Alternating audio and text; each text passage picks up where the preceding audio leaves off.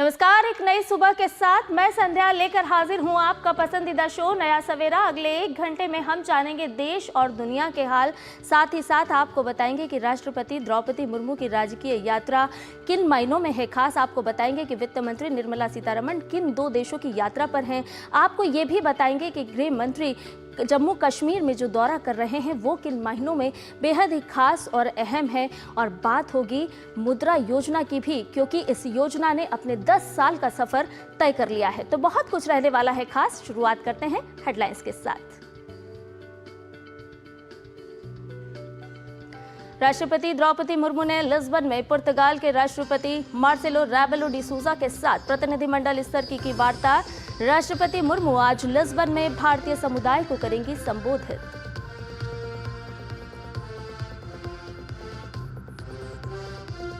England और Austria के दौरे पर गईं वित्त मंत्री निर्मला सीतारमण यात्रा के पहले चरण में लंदन पहुंची। भारत ब्रिटेन आर्थिक एवं वित्तीय वार्ता के 13वें मंत्री स्तरीय बैठक सहित कई प्रमुख कार्यक्रमों में होंगी शामिल।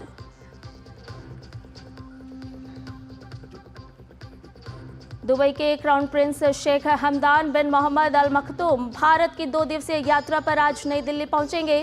प्रधानमंत्री, रक्षा मंत्री और विदेश मंत्री से करेंगे मुलाकात।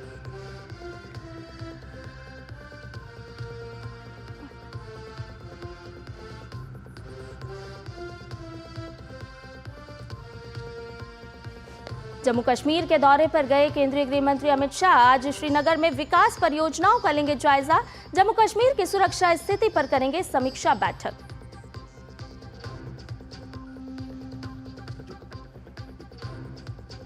और प्रधानमंत्री मुद्रा योजना के 10 साल पूरे हुए। 2015 में योजना की शुरुआत के बाद से अब तक 32.61 लाख करोड़ रुपए से करोड़ों सूक्ष्म उद्यमों और व्यवसायों को किया गया वित्त पोषित।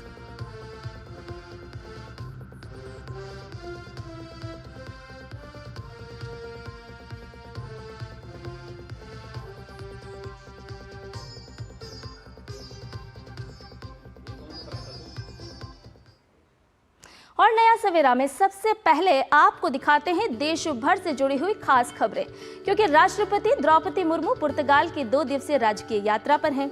राष्ट्रपति अपने दौरे के दूसरे दिन आज पुर्तगाल के प्रधानमंत्री लुइस मोंटेनेग्रो और नेशनल असेंबली के अध्यक्ष जोस पेड्रो एगुएर ब्रांको से मुलाकात करेंगी। राष्ट्रपति मुर्मू आज लिस्बन में भारतीय समुदाय को संबोधित करेंगी। साथ ही महात्मा गांधी की प्रतिमा पर पुष्पांजलि अर्पित करने के बाद राधा कृष्ण मंदिर का दौरा भी करेंगी।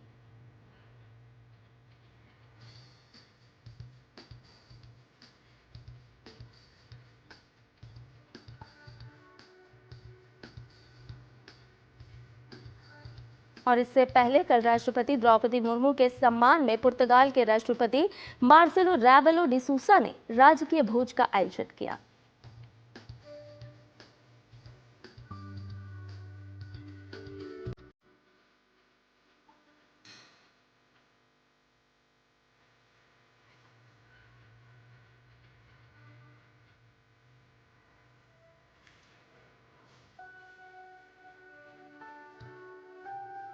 तो राष्ट्रपति द्रौपदी मुर्मू के पुर्तगाल दौरे पर अधिक जानकारी देने के लिए लिस्बन से ही हमारे संवाददाता ऋषि कुमार हमारे साथ जुड़ गए हैं। उनसे ताजा अपडेट ले लेते हैं।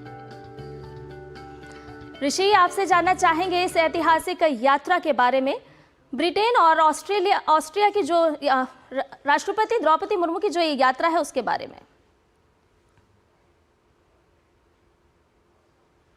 देखिए, जहाँ तक राष्ट्रपति द्रौपदी मुर्मू की यात्रा को अगर हम देखें तो ये यात्रा बेहद सफल मानी जा रही है, क्योंकि पहले दिन जिस तरीके से राष्ट्रपति का भव्य स्वागत किया, राजकीय सम्मान हुआ और दोनों देशों के नेताओं ने जो द्विपक्षीय संबंधों के दौरान, द्विपक्षीय बातचीत के दौरान जिन बातों को रेखांकित किया, उसमें इस बात पर जोर दिया गया कि हमारे जो ऐतिहासिक संबंध रहे हैं और जो आपसी लोगों का जो व्यवहार रहा है एक दूसरे के साथ, जो जिन संबंधों को प्रगाढ़ता बनाने में हमें अब तक सफलता मिली है, उससे अब आगे बढ़ना होगा। जिस तरीके से आईटी या एआई जैसे मसले हैं, जिससे कि अर्थव्यवस्था को गति दी जा सके और जो युवा शक्ति है उसको कैसे और ज़्यादा उपयोग में लाया जाए, क्योंकि हम जानते हैं कि पोर्चुगल की जो आबादी है उसमें जो वृद्ध नागरिकों की संख्या काफ़ी ज़्यादा है और उन्हें एक युवाओं की ज़रूरत है, एनर्जी की ज़रूरत है और भारत इस मामले में काफ़ी सक्षम है। और भारत के जो युवा हैं ख़ास तौर से आईटी सेक्टर में बहुत अच्छा काम कर रहे हैं और ऐसे तमाम क्षेत्र हैं यहाँ पर जो ख़ास तौर से ज़रूरत है कि जो कृषि है या जो निर्माण का जो क्षेत्र है उसमें बहुत ज़्यादा ज़रूरत है। तो इन सब चीज़ों का लाभ उठाया जाए और कैसे दोनों देश आगे बढ़े इस बात पर जोर दिया जाए। तो इन सब चीज़ों को अगर हम कहें तो पहला दिन बेहद सफल रहा और इन पहलुओं को रेखांकित किया गया कि जो अर्थव्यवस्था को जो गति देना है ये बेहद महत्वपूर्ण है और ज़रूरी भी है। जहाँ तक दूसरे दिन की बात करें तो दूसरे दिन जो अहम पहलू है कि यहाँ के जो प्रधानमंत्री हैं उनके साथ वार्ता है और इसमें द्विपक्षीय वार्ता के दौरान और भी जो पहलू हैं, राजनीतिक सामाजिक पहलू हैं, उन पर बातचीत होने की संभावना है। साथ ही साथ हम जानते हैं कि यहाँ का जो लोकतंत्र है वो भारत के लोकतंत्र की तरह ही है और यहाँ की नेशनल असेंबली में राष्ट्रपति द्रौपदी मुर्मू जाएंगी और वहाँ को उनको संबोधित भी करेंगी असेंबली को और जो अध्यक्ष हैं उनके साथ भी उनकी बातचीत है। तो देखना होगा कि उन पहलुओं पर क्या बात होती है, जो लोकतांत्रिक पक्ष को और ज़्यादा मजबूत कैसे किया जाए, क्या उन पर और ज़्यादा जोर दिया जाता है। लेकिन इतना ज़रूर है कि हम जानते हैं कि जो हमारे जो डेमोक्रेटिक राइट्स हैं और डेमोक्रेटिक प्रोसेस हैं उसको दोनों ही देश और ज़्यादा मजबूत बनाने पर बल दे सकते हैं और इसमें एक दूसरे की मदद भी ली जा सकती है। इसके अलावा अगर हम कहें तो महात्मा गांधी की जो प्रतिमा है वहाँ पर जाएंगी, मंदिर है वहाँ पर भी दौरा करेंगी और आखिरी में कह सकते हैं कि जो भारतीय हैं जो यहाँ रह रहे हैं, जो इंडियन ओरिजिन के लोग हैं, उनको संबोधित करेंगी और मुझे लगता है उनका संबोधन जो जिस तरीके कहा जा रहा है कि हिंदी में उनका संबोधन होगा और ये मुझे लगता है आखिरी उनका कार्यक्रम होगा। उसके बाद वो यहाँ से रवाना हो जाएंगे। जी बहुत बहुत शुक्रिया ऋषि, तमाम जानकारी हमसे साझा करने के लिए। तो राष्ट्रपति द्रौपदी मुर्मू जो हैं वो अपनी राजकीय यात्रा पर पुर्तगाल में हैं और तमाम जानकारी साझा कर रहे थे हमारे संवाददाता ऋषि। आइए खबरों में बढ़ते हैं आगे। आपको बता दें कि ब्रिटेन और ऑस्ट्रिया के 6 दिवसीय दौरे पर गई वित्त मंत्री निर्मला सीतारमण यात्रा के पहले चरण में सोमवार शाम लंदन पहुंच गई। यूके में भारतीय उच्चायुक्त ने हिथ्रो हवाई अड्डे पर वित्त मंत्री का स्वागत किया। वित्त मंत्री कल लंदन में भारत ब्रिटेन आर्थिक एवं वित्तीय वार्ता की 13वीं मंत्री स्तरीय वार्ता में भाग लेंगी। इस वार्ता की सह अध्यक्षता वित्त मंत्री निर्मला सीतारमण और ब्रिटेन के वित्त मंत्री की ओर से की जाएगी। इस दौरान वो ब्रिटेन और ऑस्ट्रिया के थिंक टैंकों, निवेशकों और व्यापार जगत के नेताओं के साथ विचार विमर्श करेंगी। सीतारमण के इस दौरे के दौरान कई अहम समझौते भी हो सकते हैं। वित्त मंत्रालय के मुताबिक 13वां EFD दोनों देशों के बीच एक महत्वपूर्ण द्विपक्षीय मंच है। ये निवेश मामलों, वित्तीय सेवाओं, वित्तीय विनियमनों, UPI अंतर संबंधों, कराधान मामलों और अवैध वित्तीय प्रवाह सहित वित्तीय सहयोग के विभिन्न पहलुओं में स्पष्ट सहभागिता के अवसर प्रदान करता है।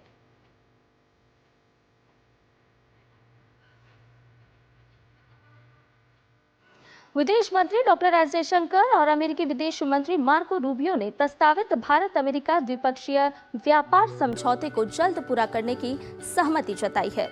विदेश मंत्री ने सोमवार को अमेरिकी विदेश मंत्री मार्को रूबियो से बातचीत की। दोनों नेताओं ने हिंद प्रशांत, भारतीय उपमहाद्वीप, यूरोप, पश्चिम एशिया और कैरिबियन क्षेत्रों पर विचारों का आदान प्रदान किया। एक सोशल मीडिया पर पोस्ट में डॉक्टर एस जयशंकर ने कहा कि वे दोनों देशों के बीच द्विपक्षीय व्यापार समझौते के जल्द अंतिम रूप लेने के महत्व पर सहमत हैं।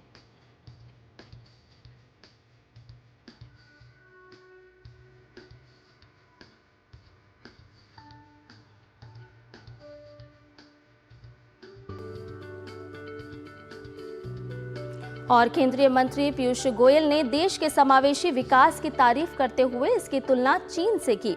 उन्होंने कहा कि चीन ने अपने विकास की आधारशिला अनुचित वित्तीय व्यवहार और बहुत सारी अपारदर्शिता के साथ रखी थी। कच्चे माल को किसी खास जगह से लाना और कई तरह की विसंगतियों को चीन ने आत्मसात किया। वहीं दूसरी तरफ भारत विश्व व्यापार संगठन के नियमों का पारदर्शी तरीके से पालन करते हुए न केवल आगे बढ़ा है बल्कि पारदर्शिता के कई मापदंड भी खड़े किए हैं। भारत दुनिया भर में कारोबार के स्वीकार्य नियमों को पालन करते हुए तेजी से आगे बढ़ रहा है। पीयूष गोयल ने कहा कि भारत अपनी चुनौतियों को अवसर में तब्दील करके आगे बढ़ा है और कोविड-19 आपदा इसका उदाहरण है। इंडिया ग्लोबल फोरम के उद्घाटन सत्र को संबोधित करते हुए मंत्री पीयूष गोयल ने कहा कि महात्मा गांधी ने 1931 में जिस समावेशी विकास की बात की थी, आज देश उसका खाका साफ साफ देख रहा है। उन्होंने कहा कि हम ऐसे समय में जी रहे हैं जब सबको अपनी भूमिका की गंभीरता को समझकर साझेदारी के साथ आगे बढ़ना होगा। 2047 तक विकसित भारत के सपने को साकार करने की दिशा में पीयूष गोयल ने अगले 2-2.5 दशक में वृद्धि के लक्ष्य को हासिल करने की प्रतिबद्धता जताई। उन्होंने कहा कि सरकार की नीतियों में इस प्रतिबद्धता की झलक दिखाई देती है। उन्होंने कहा कि भारत महात्मा गांधी के विचारों को आत्मसात करके आज प्रगति के रास्ते पर है।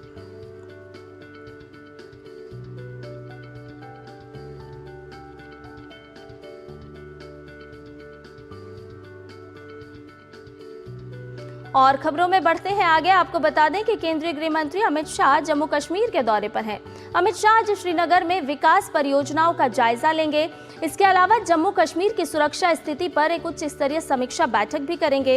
इससे पहले कल अमित शाह ने कठुआ में सीमा चौकी विनय का दौरा किया और वहां तैनात बीएसएफ के जवानों से बातचीत की।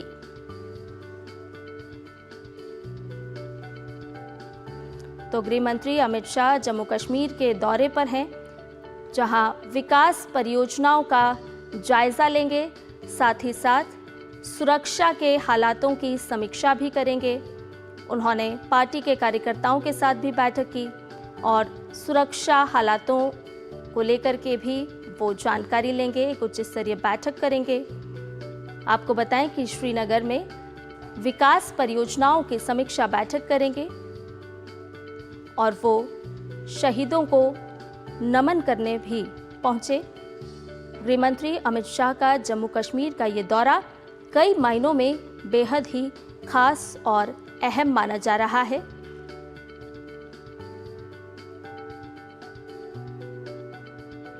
और ताज़ा जानकारी के साथ हमारे संवाददाता शब्बीर डार श्रीनगर से हमारे साथ जुड़ गए हैं।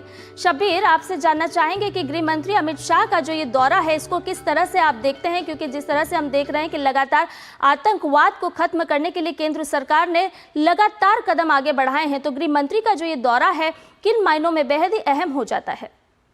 जी बिल्कुल, गृह मंत्री का जो आज का दौरा है, जो अभी वो 2 दिन से जम्मू में वहाँ पे भी गया और अब कल शाम को श्रीनगर पहुंचे और यहाँ पे वो बहुत महत्वपूर्ण मीटिंग्स को चेयर कर रहे हैं। और ये बड़ी सिग्निफिकेंट है क्योंकि फैक्ट कि अभी हमने देखा है कि जम्मू कश्मीर में जो है आतंकी की जो गतिविधियां कुछ जैसे कुछ बढ़ गई है पाकिस्तान की ओर से, या बॉर्डर एरियाज में जो हमने देखा है कि सिक्योरिटी फोर्सेस पे जो अटैक्स हुए हैं, या कश्मीर में अभी जो है हालात सही है। लेकिन तो महत्वपूर्ण इवेंट्स होने वाले हैं। 19 अप्रैल को प्रधानमंत्री जो श्रीनगर को देश के साथ जो ट्रेन का राब्ता है वो जुड़ जाएगा है। वो कटरा से ट्रेन का उद्घाटन करेंगे प्राइम मिनिस्टर नरेंद्र मोदी। और जुलाई में जो अमरनाथ यात्रा जो शुरू होनी है, तो ये दोनों जो बड़े इवेंट्स हैं, इनके पेश नज़र में होम मिनिस्टर का ये जो विजिट है, जो जम्मू कश्मीर का विजिट है, इस नज़र से भी इसको एक अहमियत मिली है। लेकिन जो गृह मंत्री आज श्रीनगर में 2 महत्वपूर्ण मीटिंग्स को चेयर कर रहे हैं। एक तो वो जो ओवरऑल डेवलपमेंटल प्रोग्रेस है जम्मू कश्मीर में, जो पिछले 10 साल में हमने प्रगति देखी है जम्मू कश्मीर में, तो उसका जायजा लेने के लिए एक आला सतह की मीटिंग होम मिनिस्टर चेयर कर रहे हैं। उसके साथ ही राजभवन में वो एक सिक्योरिटी रिव्यू मीटिंग भी चेयर करेंगे, जिसमें तमाम जो सिक्योरिटी के जुड़े जो आला अहदेदार है, चाहे वो जो पुलिस से हैं, सीआरपीएफ से हैं, आर्मी से हैं, या गवर्नमेंट ऑफ जम्मू कश्मीर के जो सीनियर अधिकारी हैं, वो भी उसमें पार्टिसिपेट करेंगे। और ओवरऑल जो है सिक्योरिटी रिव्यू होगा कि जम्मू कश्मीर में कौन से चैलेंजेस है सिक्योरिटी के हवाले से, पाकिस्तान से जो घुसपैठियां हैं वो उसको रोकथाम करने के लिए क्या कौन से मेजर्स लेने पड़ेंगे। तो ये सब जो इश्यूज है ये उस महत्वपूर्ण मीटिंग में डिस्कस होंगे। और ओवरऑल कश्मीर में अब हम देख रहे हैं कि टूरिज्म बड़ा जोरों पे आगे जा रहा है। काफी सारे लोग यहाँ पे घूमने के लिए आते हैं और एक पीसफुल और एक प्रोग्रेसिव आउटलुक जम्मू कश्मीर का देखने को मिल रहा है। और ऐसे हालात को सही रखने के लिए और जो टेररिस्ट एक्टिविटीज है उनको जड़ से उखाड़ने के लिए क्या इकदाम उठाने पड़ेंगे, वही सब इश्यूज आज उनमें इन 2 मीटिंग्स में डिस्कस होंगे और ये स्वयं होम मिनिस्टर चेयर करेंगे और इसीलिए इसकी इम्पोर्टेंस बढ़ जाती है कि किस तरह से government of India prime minister Narendra Modi की सरकार जम्मू कश्मीर में प्रगति और पीस को लेके कितनी निश्चिंत है, कितनी सीरियस है। जम्मू कश्मीर में विकास के बयार तो हम लगातार देख रहे हैं और उन्हीं विकास परियोजनाओं का जायजा भी आज गृह मंत्री लेने वाले हैं। शब्बीर, साथ ही आपसे ये भी जानना चाहेंगे कि अगर सीमा सुरक्षाओं की बात की जाए तो तकनीक के सहारे गृह मंत्री क्या कुछ खास बड़े ऐलान करने की संभावना नजर आती है जो कर सकते हैं? तकनीक की ओर किस तरह से बढ़ा जा सकता है ताकि जो सीमाएं हैं उसको सुरक्षित किया जा सके? जी, हमने कल भी देखा कि होम मिनिस्टर जो कुछवा में एक आउटपोस्ट में जो बॉर्डर सिक्योरिटी फोर्सेस का आउटपोस्ट है बॉर्डर पे, वहाँ पे गए और वहाँ पे उन्होंने स्वयं देखा है कि किस तरह से जो बॉर्डर सिक्योरिटी फोर्सेस के लोग हैं, जो उनके सोल्जर्स हैं, वो किस तरह से बॉर्डर को सिक्योर करते हैं, किस तरह से वो बॉर्डर पे चौकसी बरता हुए हैं और अब किन टेक्निकल इक्विपमेंट्स की जरूरत है और कैसे modern technology, cutting and technology को प्रयोग का लाके उन बॉर्डर्स को और मजबूत बनाया जाए, उस पे निश्चित तौर से इन मीटिंग्स में बात होगी और कौन सी टेक्निकल अपग्रेडेशन वहाँ पे जरूरत है, उस पे होम मिनिस्टर निश्चित तौर से निर्णय लेंगे और कौन टेक्निकलिटीज इसमें इन्वॉल्व होगी वो निश्चित तौर से मीटिंग के बाद मीडिया को भी आई थिंक बताया जाएगा। जी, बहुत शुक्रिया शब्बीर, तमाम जानकारी हमसे साझा करने के लिए। तो गृह मंत्री अमित शाह का जम्मू कश्मीर का जो ये दौरा है वो बहुत ही खास है। विकास के बयार लगातार हम देख रहे हैं किस तरह से जम्मू कश्मीर में बह रही है। और फिलहाल रुक रहे एक छोटे से ब्रेक के लिए, जल्द हाजिर होंगे।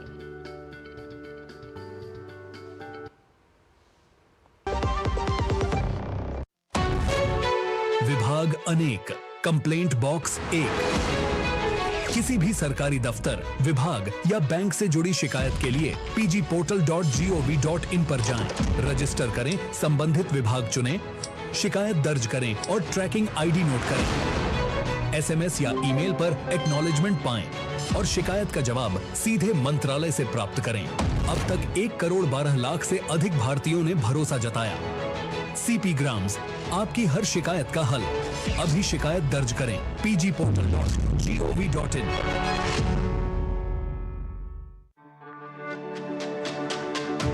मेरी पसंद, मेरी पसंद, मेरी पसंद, मेरी पसंद, हमारी पसंद, हम सबकी पसंद। मजबूत देश का मजबूत सरिया हो गया स्टील। QR कोड स्कैन करो, 5000 का कैशबैक पाओ। वाह, दिल बन गया। UPI पिन एंटरिंग सिर्फ पैसे भेजने के लिए है। RBI कहता है जानकार बनिए, सतर्क रहिए। और ब्रेक के बाद नया सवेरा में आपका एक बार फिर से स्वागत है। दुबई के क्राउन प्रिंस शेख हमदान बिन मोहम्मद अल मखदूम भारत की 2 दिवसीय यात्रा पर आज नई दिल्ली पहुंचेंगे। क्राउन प्रिंस के तौर पर ये भारत की उनकी पहली आधिकारिक यात्रा होगी। उनके साथ सरकार के कई मंत्री, वरिष्ठ अधिकारी और उच्च स्तरीय व्यापारिक प्रतिनिधिमंडल भी भारत आएंगे। इस दौरान क्राउन प्रिंस प्रधानमंत्री नरेंद्र मोदी से मुलाकात करेंगे।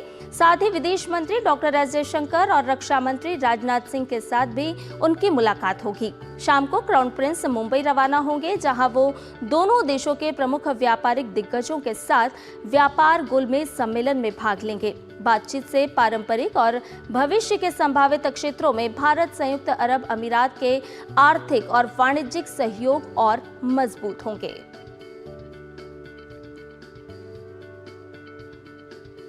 और आपको बता दें कि प्रधानमंत्री नरेंद्र मोदी बुधवार को नई दिल्ली में नवकार महामंत्र दिवस में शामिल होंगे। इस अवसर पर पीएम मोदी वहां उपस्थित जनसमूह को संबोधित भी करेंगे। नवकार महामंत्र दिवस आध्यात्मिक सद्भाव और नैतिक चेतना का एक महत्वपूर्ण उत्सव है, जो जैन धर्म में सबसे अधिक पूजनीय और सार्वभौमिक मंत्र नवकार महामंत्र के सामूहिक जाप के माध्यम से लोगों को एकजुट करने का प्रयास करता है। प्रधानमंत्री नरेंद्र मोदी ने एक्स पर जानकारी देते हुए कहा कि महावीर जयंती के शुभ अवसर से एक दिन पहले 9 अप्रैल को सुबह 8 बजे दिल्ली के विज्ञान भवन में आयोजित एक बहुत ही अनूठे कार्यक्रम नवकार महामंत्र दिवस में भाग लूंगा। वैश्विक प्रभाव वाले इस कार्यक्रम में 100 से अधिक देशों के लोग शामिल होंगे, जिसमें शांति, एकता और आध्यात्मिक जागृति के लिए वैश्विक मंत्रोच्चार होगा।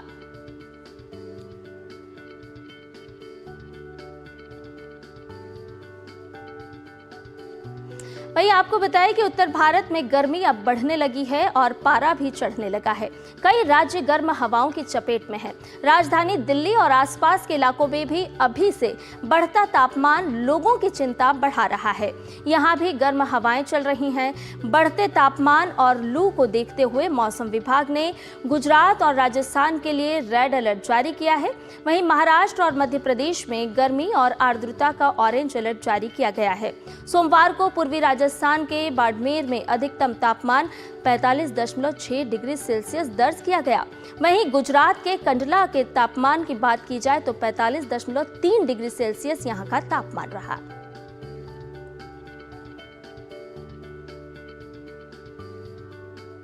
अप्रैल का महीना चालू हो चुका है। गर्मी कितनी तेज पड़ रही है, बहुत ज़्यादा परेशानी होती है गर्मी में हमको। बहुत ज़्यादा तेज़ गर्मी, वो पानी से चल रहा है बढ़िया। इस बार ज़्यादा है, इस बार ज़्यादा पड़ेगी और ज़्यादा हालत ख़राब हो रही है। आप पूरा स्टॉल से कवर करके ही निकलते हैं। स्कूल का टाइमिंग इस तरह का है, दोपहर का बच्चों को लाना ले जाना, इस टाइम पे बहुत बुरी हाल। अप्रैल स्टार्टिंग में ये हाल है तो मई जून जुलाई में क्या होगा। बहुत इस बार तो बहुत काफ़ी है। पिछले साल से तो मुझे अभी इस बार ज़्यादा लग रहा है। अभी स्टार्टिंग में इतना ज़्यादा, तो अभी तो काफ़ी टाइम है, अगले महीने जाने क्या होगा। मास्क वगैरह कवर करना पड़ेगा और सनग्लासेस लगा के चलो, आंखों को बहुत इफेक्ट पड़ेगा इस चीज़ को लेकर। तो टेम्परेचर बढ़ता जा रहा है, 2 दिन से टेम्परेचर ज़्यादा हो गया है। और ज़्यादा जानकारी के साथ हमारे सहयोगी संवाददाता मुकुल शर्मा हमारे साथ जुड़ गए हैं। मुकुल, आपसे जानना चाहेंगे कि ग्लोबल वार्मिंग की जो सिचुएशन है, ये कहीं ना कहीं अप्रैल का जो माह शुरू हुआ है, पहले सप्ताह में जिस तरह से गर्मी बढ़ रही है, क्या उसको एक अलार्मिंग सिचुएशन के तौर पर देखा जाए? क्योंकि अभी तो अप्रैल की शुरुआत ही हुई है और लू का प्रकोप भी देखने को मिल रहा है। बिल्कुल संध्या, देखिए अगर बात की जाए जिस तरीके से लगातार, जैसा आपने कहा कि अप्रैल का महीना अभी शुरू ही हुआ है, लेकिन अप्रैल में ही लू का जो प्रकोप है वो हमें देखने को मिल रहा है और इसका प्रकोप जो है राजधानी दिल्ली तक हम देख सकते हैं। मौसम विभाग ने साफ तौर पर आने वाले 2 से 3 दिनों की अगर बात की जाए, करीब 10 अप्रैल तक अनुमान जताया है कि न सिर्फ उत्तर पश्चिम भारत की बात की जाए, मध्य भारत की बात की जाए, तो यहाँ पे जो तापमान है सामान्य से वो ऊपर रहेंगे। करीब 2 से 3 डिग्री सेल्सियस तापमान जो है ऊपर बना रहेगा। और जैसे आपने कहा कि जो लोग हैं वो लगातार परेशान हो रहे हैं, जो लू के थपेड़े हैं वो अभी से लगने लगे हैं। और खासतौर से अगर हम बात करते हैं न सिर्फ सौराष्ट्र कच्छ, बल्कि इसके साथ साथ अगर पश्चिमी राजस्थान की बात की जाए, गुजरात के कुछ एक क्षेत्रों की बात की जाए, तो यहां पर लगातार मौसम विभाग ने गर्म हवाएं चलने का अनुमान जताया है। इसके साथ साथ पश्चिमी उत्तर प्रदेश की बात करें, पंजाब, चंडीगढ़ के भी कुछ ऐसे हिस्से हैं जहां पर जो गर्म हवाएं हैं वो चल सकती हैं। वहीं पश्चिमी मध्य प्रदेश की बात की जाए तो यहां भी इस तरह का अनुमान जताया गया है। हालांकि देश के जो दक्षिण छोर की अगर बात की जाए, वहां पर जरूर थोड़ी बहुत बारिश की संभावना जताई गई है। तमिलनाडु, पुडुचेरी की हम बात करें, केरल, माही की बात की जाए, आंध्र प्रदेश की बात की जाए, तो इन इलाकों में तो बारिश की भी संभावना है। इसके साथ साथ अगर हम बात करते हैं पूर्वी भारत की, तो असम और मेघालय में भी तेज हवाओं के साथ जो बारिश की संभावना है वो जताई गई है। और खासतौर से जब हम बात कर रहे हैं बिहार की, तो बिहार में न सिर्फ बिजली चमकने के साथ ही तेज हवाएं चल सकती हैं और उसके साथ साथ कहीं कहीं पर ओलावृष्टि का भी अनुमान जताया गया है। लेकिन कहीं ना कहीं जो बढ़ता पारा है वो लोगों की मुश्किलें अभी से बढ़ाता हुआ नजर आ रहा है। जिस तरीके से राजधानी दिल्ली में भी हमने देखा था, कल और आज के लिए जो येलो अलर्ट है वो जारी किया गया था। जो गर्म हवाएं हैं वो चलेंगी और ऐसे में जाहिर तौर पर मौसम विभाग ने हमसे पहले जो अपना पूर्वानुमान जताया था उसमें इस बात का भी संकेत दिया था कि इस बार जो गर्मी है वो लोगों की मुश्किलें बढ़ाती हुई नजर आएगी। संध्या, मुकुल, अगर विशेषज्ञों की माने तो किस तरह की सलाह और किस तरह के एहतियात बरतने के लिए लगातार कहा जा रहा है? क्योंकि ये जो गर्मी है वो आप जिस तरह से बता रहे हैं कि मौसम विभाग आने वाले दिनों में भी इससे राहत मिलती हुई नजर नहीं आने की संभावना साफ तौर पर व्यक्त कर चुका है। बिल्कुल, देखिए संध्या, जब बचाव की हम बात करते हैं, अभी करीब 8:30 बजे का समय हुआ है और जैसे जैसे समय आगे बढ़ता जाएगा, जो गर्मी है लोगों को परेशान करेगी। इस वजह से जो विशेषज्ञ हैं उनका मानना यही है कि आप लगातार जो पानी है वो जरूर पीते रहें, ज़्यादा मात्रा में पानी पिए, जिससे आपका जो शरीर है वो डिहाइड्रेट ना हो। और उसके साथ साथ आप अपने शरीर को धूप से ज़रूर बचाएं। आप छाते का इस्तेमाल कर सकते हैं, या जिस तरीके से जो हमने अभी लोगों की बातचीत भी सुनी, जो वो कह रहे थे कि अब हम चश्मा लगाकर बाहर निकल रहे हैं, तो ये कुछ एहतियात जो है लोगों को अपनाने होंगे इस तपती धूप से बचने के लिए। क्योंकि हम देखते हैं शुरुआती दिनों में किस तरीके से जो लोग हैं वो काफ़ी परेशान होते हैं। छोटे बच्चे हैं अभी, हालांकि जो स्कूल हैं वो भी खुले हुए हैं, उनके लिए भी जाहिर तौर पर मुश्किलें हैं। तो कोशिश यही करनी होगी कि अपने शरीर को ढक कर रखें, जितना हो सकता है धूप से बचें, और पानी एक हम कह सकते हैं नियमित अंतराल पर जरूर पीते रहें।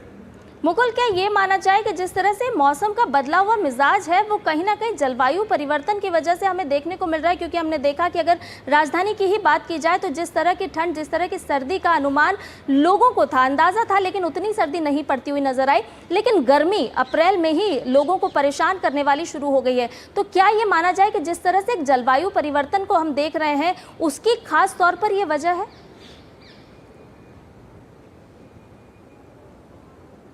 देखिए, सिर्फ एक वजह इसको नहीं मान सकते, लेकिन हाँ, अगर देखा जाए तो जो प्रमुख वजह हैं उसमें जरूर जलवायु परिवर्तन को हम रखकर चल सकते हैं, जिसकी वजह से जो वैश्विक स्तर पर जो तापमान है उसमें वृद्धि नजर आती है। और खासतौर से अगर देखा जाए तो करीब 1 डिग्री सेल्सियस वैश्विक स्तर पर जब हम देखते हैं जो तापमान में इजाफा होता है, उसका असर धीरे धीरे कहीं ना कहीं पड़ता हुआ नजर आता है। क्योंकि हम देखते हैं कि किस तरीके से जो समुद्री जल स्तर है अगर उसमें इजाफा होता है, या इसके साथ साथ लगातार जो अधिकतम तापमान है उसमें हम इजाफा देखते हैं, तो वजह जो है उसको हम काफी हद तक मान सकते हैं। लेकिन अगर जब हम भारत की बात करते हैं तो यहां हम देखते हैं पहले किस तरीके से अलग अलग मौसम होते थे, लेकिन अब इसमें एक जो इस पैटर्न में एक बदलाव नजर आता है। हम देखते हैं कि पहले मार्च के महीने में भी और ज्यादा जो गर्मी है कभी कभी वो भी नजर आती थी, या अप्रैल तक हम देखते थे तापमान सामान्य रहते थे। लेकिन अब जो लू चलने की स्थिति है, जो गर्म हवाएं हैं वो अप्रैल में महसूस की जा रही हैं। जाहिर तौर पर कहीं ना कहीं जलवायु परिवर्तन का जो थोड़ा असर है वो जरूर इसको माना जा सकता है, जिस तरीके से मौसम के पैटर्न में बदलाव हम देखते हैं। लेकिन उम्मीद यही है कि ना सिर्फ भारत जो है इसकी नीतियां इस तरह की हैं कि जलवायु परिवर्तन का जो खतरा है उससे कैसे अपने आप को हम सुरक्षित रखें, कैसे उस पर नियंत्रण रखा जाए। कृषि क्षेत्र की बात की जाए तो वहां भी हम लगातार देखते हैं किस तरह के जो उपाय हैं वो किए गए हैं। कोशिश यही की जा रही है कि जो बदलाव है इसका ज्यादा असर आम जनता पर ना पड़े, आम लोगों पर ना पड़े। बहुत शुक्रिया मुकुल, तमाम जानकारी हमसे और हमारे दर्शकों से साझा करने के लिए। तो आप भी पर्यावरण को सहेज के रखिए ताकि इस तरह की जो भीषण गर्मी का सामना आपको करना पड़ रहा है वो ना करना पड़े। बहुत बहुत शुक्रिया मुकुल। और आइए खबरों में बढ़ते हैं आगे। आपको बताएं कि हरियाणा के सोनीपत के साहित्यकार डॉक्टर संतराम देशवाल को साहित्य और शिक्षा के क्षेत्र में उनके उत्कृष्ट योगदान के लिए पद्मश्री सम्मान दिया जाएगा। डॉक्टर संतराम हरियाणा के साहित्य में अग्रणी व्यक्तित्व में शुमार हैं। उनकी साहित्यिक यात्रा और योगदान ने देश भर में उन्हें विशिष्ट पहचान दिलाई है। डॉक्टर संतराम देशवाल ने साहित्य के विभिन्न विधाओं में 30 से ज्यादा पुस्तकें लिखी हैं। उनकी कई पुस्तकों को पहले भी पुरस्कृत किया जा चुका है। साहित्यकार डॉक्टर संतराम देशवाल को पद्मश्री अवार्ड देने की घोषणा पर उन्होंने भारत सरकार और सभी देशवासियों का आभार व्यक्त किया है। प्रधानमंत्री जी नरेंद्र मोदी जी और गृह मंत्री आदरणीय अमित शाह जी, उनका शुक्रगुजार हूँ कि उन्होंने मुझ नाचीज को इस इतने बड़े नागरिक सम्मान के लिए चयनित किया। मैं ये जो अपना पद्मश्री का पुरस्कार है ये मुख्यतः भारतवासियों को और विशेषतः हरियाणा वासियों को समर्पित करता हूँ। वहीं दिल्ली में प्राइवेट स्कूलों की फीस वृद्धि की मनमानी पर दिल्ली सरकार नकेल कसने की तैयारी में है। दिल्ली सरकार ने एसडीएम के नेतृत्व में एक जांच कमेटी की स्थापना की है। ये कमेटी सभी प्राइवेट स्कूलों का ऑडिट करेगी। तो पेश है हमारे संवाददाता गिरीश निशाना की ये खास रिपोर्ट। दिल्ली के प्राइवेट स्कूलों की मनमानी, फीस बढ़ाकर दी अभिभावकों को परेशानी। दिल्ली सरकार हुई सख्त, होगी 1677 स्कूलों की जांच। देश की राजधानी दिल्ली में प्राइवेट स्कूलों ने जैसे ही फीस बढ़ाकर अभिभावकों की जेब और ज्यादा ढीली करने का प्रयास किया, वैसे ही दिल्ली की रेखा सरकार ने उन्हें आड़े हाथों लिया। जी हां, सोमवार को दिल्ली के शिक्षा मंत्री आशीष सूद ने प्रेस कॉन्फ्रेंस कर दिल्ली के प्राइवेट स्कूलों की फीस के मुद्दे पर कहा कि एसडीएम के नेतृत्व में हर स्कूल में कमेटी जाएगी और 1677 स्कूलों की जांच की जाएगी। उन्होंने कहा कि हर स्कूल को 1973 के एक्ट का पालन करना होगा। आशीष सूद ने पिछली सरकार यानी आम आदमी पार्टी की सरकार पर भी सवाल उठाए। उन्होंने कहा कि पिछली सरकार ने 10 साल में स्कूलों को ब्लैकमेल करके अपनी जेबें भरने का काम किया। उन्होंने कहा कि दिल्ली के 1677 स्कूलों में से 10 साल में प्रतिवर्ष केवल 75 स्कूलों को ऑडिट किया गया। पहली बार एसडीएम के नेतृत्व में हर स्कूल में 1677 स्कूलों के ऑडिट रिपोर्ट लेने के लिए हर जगह से इस कार्रवाई को सुदृढ़ करने के लिए मुख्यमंत्री जी ने एसडीएम्स को निर्देश दिए। कमेटी बन के जाएगी, 18 सवाल का जवाब हर स्कूल से लेकर आएंगे। जो स्कूल गलत पढ़ता जाएगा, पकड़ा जाएगा, उसको बख्शा नहीं जाएगा, फीस भी वापस होगी। हर स्कूल को जो 1973 के एक्ट में मुद्दे लिखे हुए हैं उसकी पालना करनी पड़ेगी। आतिशी मरलीना जी जिस मंच पर चाहे चर्चा करें दिल्ली की जनता से, कैसे उन लोगों ने स्कूल्स को ब्लैकमेल करके आपके परिवारों के बच्चों से पैसे वसूलवाए और अपने खजाने भरे। इन सब ने 1677 स्कूल में एक्ट मैंडेट करता है हर स्कूल का ऑडिट होना चाहिए। केवल 10 साल में केवल और केवल प्रति वर्ष 75 स्कूलों का ऑडिट होता है, 75 स्कूलों का। दिल्ली के शिक्षा मंत्री आशीष सूद ने कहा कि शिक्षा निदेशालय के पास किसी भी स्कूल का पिछले 10 साल का कोई ऑडिट जमा नहीं है।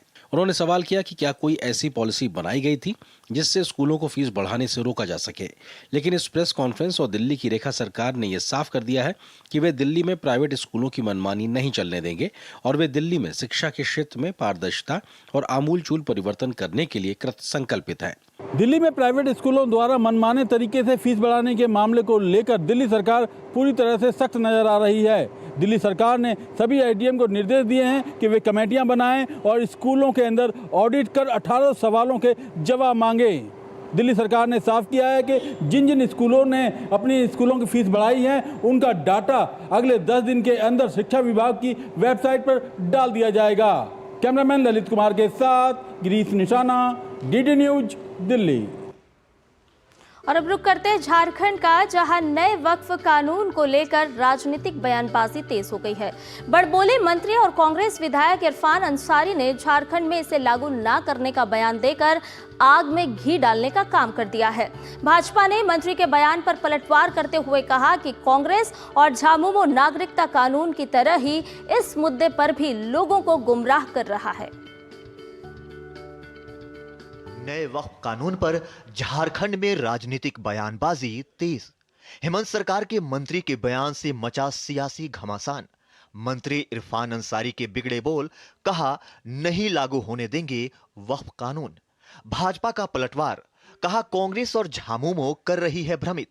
कानूनों के जानकारों ने कहा संसद के कानून को लागू करना राज्यों का दायित्व। नए वक्फ कानून पर झारखंड में सियासी घमासान मचा है। कांग्रेस नेता और मंत्री इरफान अंसारी के नए वक्फ कानून के विरोध में दिए गए बयान से सत्ता के गलियारे में उबाल है। हालांकि कानून के जानकार कह रहे हैं कि केंद्र द्वारा बनाए गए कानूनों पर राज्यों के पास बहुत कुछ करने के लिए नहीं है। नए संशोधित वक्फ कानून पर राजनीतिक बयानबाजी रुकने का नाम नहीं ले रही है। वक्फ विधेयक में संशोधन का शुरू से ही विरोध कर रहे कांग्रेस ने अब वक्फ कानून बनने के बाद झारखंड में नया राग अलापना शुरू कर दिया है।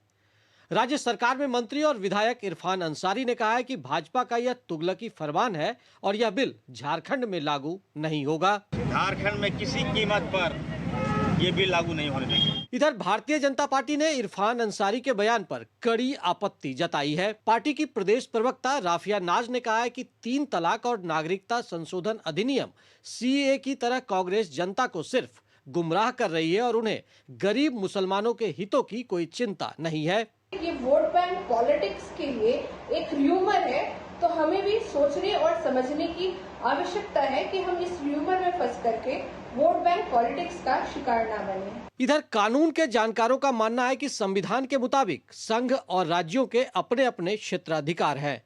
हालांकि संसद से पारित कानूनों के संबंध में विकल्प काफी कम है और उन्हें मानना राज्य सरकार की बाध्यता है। आपको याद होगा 3 तलाक में भी बहुत ह्यू एंड क्राई हुआ था, लेकिन आज औरतें, स्पेशली मुस्लिम औरतें, उससे बेनिफिट कर रही हैं और वैसे मैं श्योर हूँ कि वक्फ बोर्ड से भी लोग बेनिफिट करेंगे। कानून का रूप ले चुका है, ऐसे में सभी राज्य सरकारों को ये बाध्यता हो जाती है कि उस कानून को माने। इधर जिस मुस्लिम समाज के लिए इस कानून को मूर्त रूप दिया गया है वो भी इससे खुश है।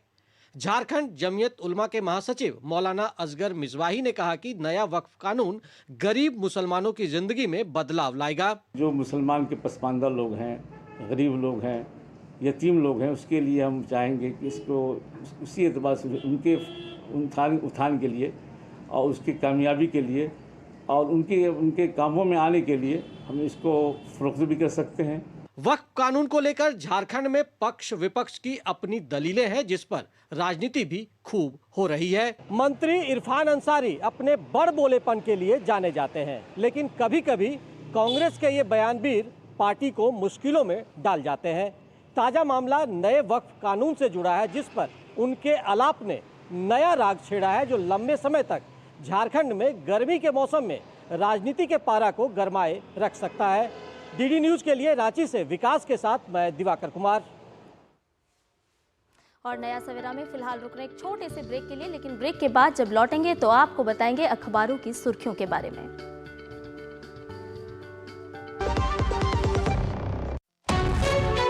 विभाग अनेक, कंप्लेंट बॉक्स 1। किसी भी सरकारी दफ्तर, विभाग या बैंक से जुड़ी शिकायत के लिए pgportal.gov.in पर जाएं, रजिस्टर करें, संबंधित विभाग चुनें, शिकायत दर्ज करें और ट्रैकिंग आईडी नोट करें। एसएमएस या ईमेल पर एक्नॉलेजमेंट पाएं और शिकायत का जवाब सीधे मंत्रालय से प्राप्त करें। अब तक 1 करोड़ 12 लाख से अधिक भारतीयों ने भरोसा जताया। सीपी ग्राम्स, आपकी हर शिकायत का हल। अभी शिकायत दर्ज करें pgportal.gov.in। एक ऐसा तबका जो रिटायरमेंट के बारे में आज भी बिल्कुल नहीं सोचता, वो है औरतें। औरतें कमा के भी वल्नरेबल हैं। सो एनपीएस एक इक्वालिटी ला रहा है, हम सब एक बराबर प्लेटफॉर्म पे हैं। अपने बेहतर कल को सुनिश्चित करने के लिए एनपीएस जरूरी है। जब धरती चीर कर निकलता है लोहे का पत्थर और मिलता है मोंगिया के जोश से, फिर तपता है, पिघलता है और बनता है फौलाद। अब होता है सरिया सारी खूबियों के साथ। मोंगिया स्टील, मजबूत देश का मजबूत सरिया। और ब्रेक के बाद नया सवेरा में आपका एक बार फिर से स्वागत है। और आइए अब आपको लिए चलते हैं हमारे खास सेगमेंट अखबारों की सुर्खियों की ओर।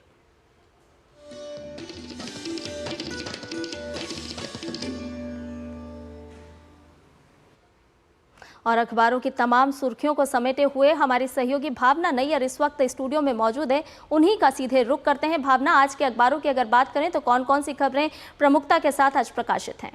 आज के हिंदी प्रकाशित अखबारों की बात करें संध्या, तो विभिन्न क्षेत्रों की खबरें अलग अलग पृष्ठ पे अखबारों में प्रकाशित की गई हैं, जिसमें मुख्य पृष्ठ की बात करें तो ज़्यादातर अखबार ने ट्रंप टैरिफ की बात की है, ट्रंप टैरिफ के कहर की बात की है, जिसके बाद बाजारों में हाहाकार मच गया। एशियाई बाजार जो है बुरी तरीके से धराशायी हुए हैं और साथ ही साथ भारतीय शेयर बाजारों पर भी इसका बहुत ही गहरा असर देखने को मिला है। आपको बता दें कि जो बुरी तरीके से धराशायी हुए वो हैं हैंगसेंग, निकी, सिंगापुर, शंघाई चीन, कॉस्पी दक्षिण अफ्रीका से और भारत का सेंसेक्स भी। इसके साथ आपको बता दें कि चीन की कार्रवाई के बाद अब ट्रंप भी पीछे हटने वाले नहीं दिख रहे हैं। बीजिंग ने कहा है कि हम ट्रेड टैरिफ वॉर के लिए तैयार है। वहीं अमेरिका ने कहा है कि अगर 8 अप्रैल तक बीजिंग अपने 34% टैरिफ वॉर को कम नहीं करता या हटाता नहीं है तो वो 50% टैरिफ लगाने के लिए तैयार है। और साथ ही साथ ट्रंप ने कहा है कि दीर्घकालिक परिणामों के लिए टैरिफ दवा बहुत ज़रूरी थी, जिसका असर भारतीय बाजारों में दिख रहा है। सोना चांदी कल टूटे हैं, अमेरिकी बाजारों में ऐतिहासिक गिरावट देखने को मिली है। वहीं आपको बता दें कि कुछ प्रमुख जो वजह हैं उसमें गिरावट जो देखने को मिले वो ये है कि निवेशकों में डर दिखना साफ तौर पर शुरू होने लग गया है और साथ ही साथ बातचीत का हल निकालना चाह रहे हैं कई 50 देश, लेकिन ट्रंप इसके लिए राजी होते हुए नहीं दिख रहे हैं। व्यापार युद्ध छिड़ने की कवायद जो है वो तेज होती हुई नजर आ रही है। महंगाई बढ़ने, कंपनियों में मुनाफे की कमी और इसकी आशंका जो है वो लगातार बढ़ती हुई नजर आ रही है। अगली खबर का रुख करेंगे। भारत पोर्चुगल से जुड़ी हुई खबर है। राष्ट्रपति द्रौपदी मुर्मू इस समय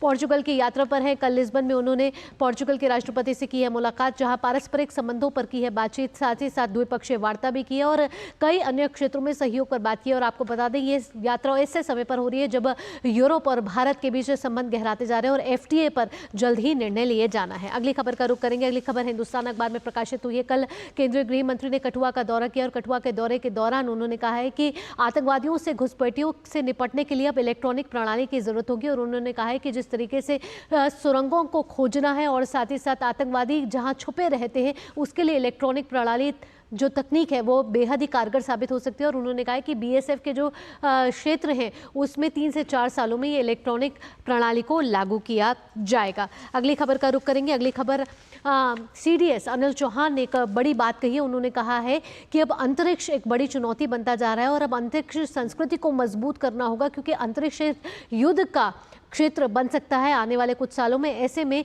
दुनिया भर और भारत को भी अंतरिक्ष संस्कृति को विकसित करना होगा जिसमें उन्होंने कहा है कि सिद्धांत अनुसंधान और समर्पित युद्ध विद्यालय विकसित करने जैसे तत्व शामिल करने की बात CDS अनिल चौहान ने कही है। इसके साथ साथ अब बात कर रहे थे अंतर्राष्ट्रीय योग दिवस की भी। 75 दिन का काउंटडाउन शुरू हो चुका है। ऐसे में नए रिकॉर्ड बनने की तैयारियां भी शुरू हो चुकी है। 1 लाख स्थानों पर बनेगा योग संगम का विश्व रिकॉर्ड और आपको बता दें कि 10 देशों के साथ वैश्विक साझेदारी कर प्रतिष्ठित स्थलों पर योग सत्र आयोजित किए जाएंगे और इससे पहले भी 10 स्थानों पर योग महाकुंभ का आयोजन किया जाना है। ऐसे में नए रिकॉर्ड बनते हुए नजर आ रहे हैं और साथ ही साथ पूरे विश्व को इसमें समाहित करने की कोशिश की जा रही है। 2015 से योग दिवस मनाया जा रहा है और अब 2025 को 21 जून को अंतर्राष्ट्रीय योग दिवस मनाया जाना है। चलते चलते एक और खबर का रुख कर लेते हैं। 4 धाम की यात्रा शुरू होने वाली है 30 अप्रैल से। ऐसे में उत्तराखंड सरकार सभी तैयारियों के साथ मुस्तैद होती हुई नजर आ रही है और एक नया रूल उन्होंने ला दिया और रूल ये है कि चप्पल पहनकर कार चलाने पर रोक लगा दी गई है और फर्स्ट एड किट अनिवार्य है, आपको साथ लेकर चलनी है और अगर आप इसका उल्लंघन करेंगे तो आपको इसका खामियाजा भुगतना पड़ेगा जिसमें जुर्माना, चालान और लाइसेंस निलंबन तक शामिल है। अब केवल जूते या बूट पहनकर ही आप वाहन चलाने की अनुमति दी जाएगी। तो अगर संध्या आज की खबरों की बात करें अखबारों में प्रकाशित तो ये कुछ मुख्य खबरें हैं जिन्हें अखबारों के अलग अलग पृष्ठ पर आज जगह दी गई है। बहुत शुक्रिया भावना, अलग अलग क्षेत्रों से हमारे दर्शकों के लिए खास तौर पर ये अखबारों की सुर्खियां समेट कर लाने के लिए। और आइए अब रुक करते हैं अन्य खबरों का। आपको बता दें कि 2008 के मुंबई आतंकी हमले का आरोपी आतंकी तहव्वुर राणा के भारत प्रत्यर्पण का रास्ता अब साफ हो गया है। अमेरिकी सुप्रीम कोर्ट ने मुंबई आतंकी हमले के आरोपी तहव्वुर राणा की भारत प्रत्यर्पण पर रोक लगाने की मांग वाली याचिका को खारिज कर दिया है। सुप्रीम कोर्ट के इस फैसले के बाद तहव्वुर को भारत लाने की राह और आसान हो गई है। तहव्वुर राणा फिलहाल लॉस एंजलिस के मेट्रोपॉलिटन डिटेंशन सेंटर में बंद है। इससे पहले जनवरी में अमेरिकी सुप्रीम कोर्ट ने तहव्वुर राणा के प्रत्यर्पण को मंजूरी दी थी। अमेरिकी राष्ट्रपति डोनाल्ड ट्रंप ने कहा है कि अमेरिका ईरान के परमाणु कार्यक्रम को लेकर उसके साथ सीधी बातचीत करेगा। ट्रंप ने कहा कि ये वार्ता शनिवार से शुरू होगी। उन्होंने जोर देकर कहा कि ईरान को परमाणु हथियार नहीं मिलने चाहिए। ट्रंप ने संभावना जताई कि इस वार्ता से कई समझौते हो सकते हैं। राष्ट्रपति ट्रंप ने चीन पर भी टिप्पणी करते हुए कहा कि अगर चीन अपने 34% जवाबी टैक्स को नहीं हटाता है तो अमेरिका अतिरिक्त 50% शुल्क लगाएगा।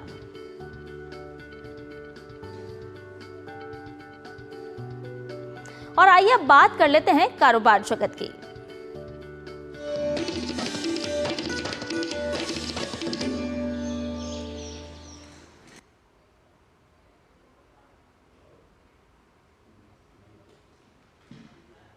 तो प्रधानमंत्री मुद्रा योजना के 10 साल पूरे हो चुके हैं और इस दौरान अब तक 32 लाख करोड़ रुपए से अधिक के 52 करोड़ से ज्यादा ऋण स्वीकृत किए जा चुके हैं। देश के विकास में गरीबों की सशक्त भागीदारी को सुनिश्चित करने वाले मुद्रा लोन ने उद्यमिता को बढ़ावा दिया है, जो पीएम मोदी के विजन को सार्थक बनाता है। प्रधानमंत्री नरेंद्र मोदी कई बार इस योजना का जिक्र अपने संबोधनों में कर चुके हैं और वो कह चुके हैं कि उन्होंने गरीबों की बैंक की गारंटी खुद ली है।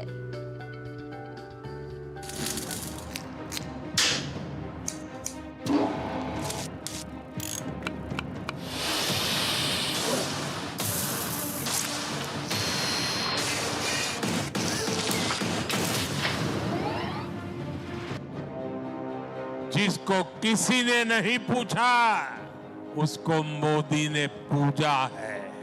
आप वो दिन याद करिए, गरीब को अपना कोई काम शुरू करना होता था तो उसको बैंक के दरवाजे तक भी घुसने नहीं दिया जाता और बैंक वाले गरीब से गारंटी मांगते थे। अब गरीब गारंटी कहां से लाएगा और गरीब को गारंटी कौन देगा? तो गरीब मां के बेटे ने तय कर लिया कि हर गरीब की गारंटी मोदी देगा। मोदी ने ऐसे गरीब की गारंटी खुद ली और मुद्रा योजना शुरू की।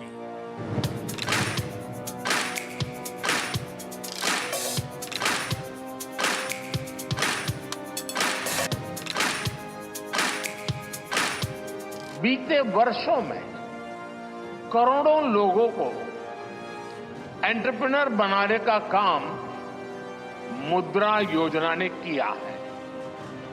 करोड़ों की संख्या में इस योजना से जॉब जनरेट हुए हैं। लाखों लोग जॉब क्रिएटर भी बने हैं।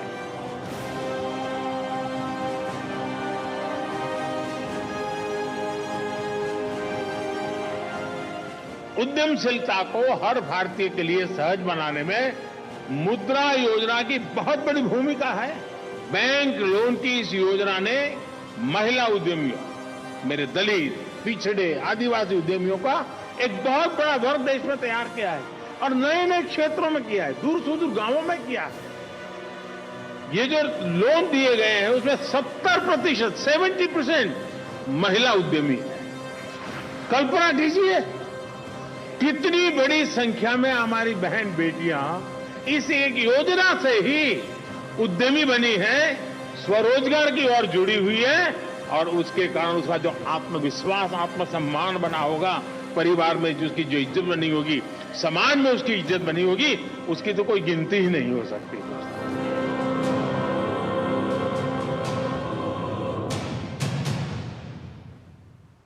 और ज़्यादा जानकारी के साथ हमारी संवाददाता आंचल गुलाटी गुंबर हमारे साथ जुड़ गई हैं। उनसे ताज़ा अपडेट ले लेते हैं। आंचल, आपसे जानना चाहेंगे कि प्रधानमंत्री मुद्रा योजना के 10 साल के सफ़र को किस तरह से आप देखते हैं, क्योंकि 2047 तक विकसित भारत बनाने का जो संकल्प प्रधानमंत्री ने लिया है उसमें ये योजना एक मील का पत्थर कहीं ना कहीं साबित हो रही है।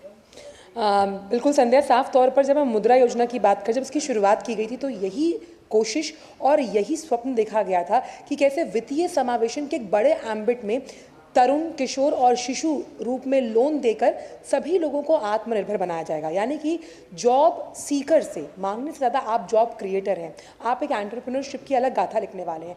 और इसमें सबसे बड़ी भूमिका, जिस वुमेन लेड डेवलपमेंट की प्रधानमंत्री बात करते हैं, कैसे महिलाओं को आत्मनिर्भर और आत्मशक्ति के साथ आगे लेकर जाएगा। क्योंकि आप इसमें अलग अलग जो हमने कारक देखे उपलब्धियों, जिसमें job creation, skill development, credit worthiness, ये अलग ऐसे ऐसे कारक हैं जो किसी भी देश के लिए, जब हम आर्थिक प्रगति को लिखने की बात करते हैं, बहुत इंपॉर्टेंट रोल अदा करते हैं। कैसे एक छोटा व्यक्ति, यानी कि अगर वो छोटा लोन ले रहा है और उस लोन को वापस कर रहा है बैंक, और ये दिखा रहा है कि देखिए मेरी क्रेडिट वर्दीनेस कितनी ज़्यादा है, ये दर्शाता है कि आपके काम करने का जज्बा कैसे आपको आगे लेकर जाएगा। उसके साथ साथ हमने देखा कि IMF, जो सबसे बड़ी ऑर्गेनाइजेशन है, SBI, ये तमाम जो अलग अलग एजेंसीज़ हैं, उन्होंने इस मुद्रा योजना के पूरे कॉन्सेप्ट को अपलॉड किया। उन्होंने माना कि ये एक गेम चेंजर, युगांतकारी और क्रांतिकारी बदलाव के साथ आगे आया। वहाँ जिन महिलाओं के हाथ में पैसा आया, आप देखिए, आप महिला को शिक्षित करते हैं, आत्मनिर्भर बनाते हैं, तो पूरा घर आत्मनिर्भर और शिक्षित होता है। और उसकी वजह से जो जैम ट्रिनिटी, यानी पैसा खर्च करने की क्षमता जो आपके पास आई, उसने जो ग्रामीण अर्थव्यवस्था है वो उसको आगे लेकर गई। अब ये कैसे हुआ? आपके पास पैसा आया, आप उससे खर्च करेंगे, आपका परचेजिंग पावर बढ़ेगा, तभी बैंकों का क्रेडिट ऑफटेक होगा। और ये क्रेडिट ऑफटेक अलग अलग सेक्टर्स पर असर डालता है, जिसमें हम ऑटो सेक्टर की बात करते हैं, बैंकिंग की बात करते हैं।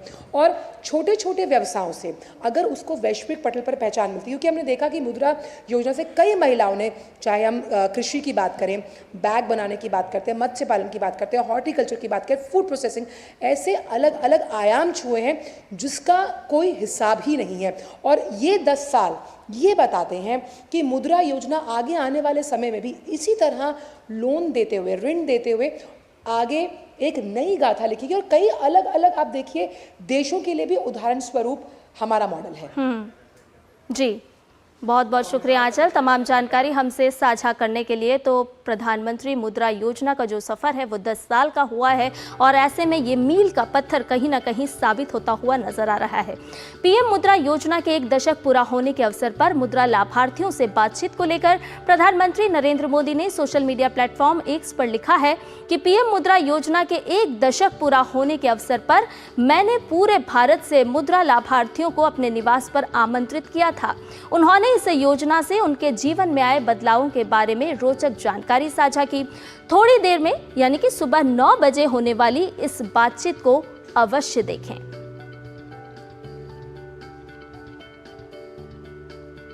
और नया सवेरा में अब बात कर लेते हैं मौसम की।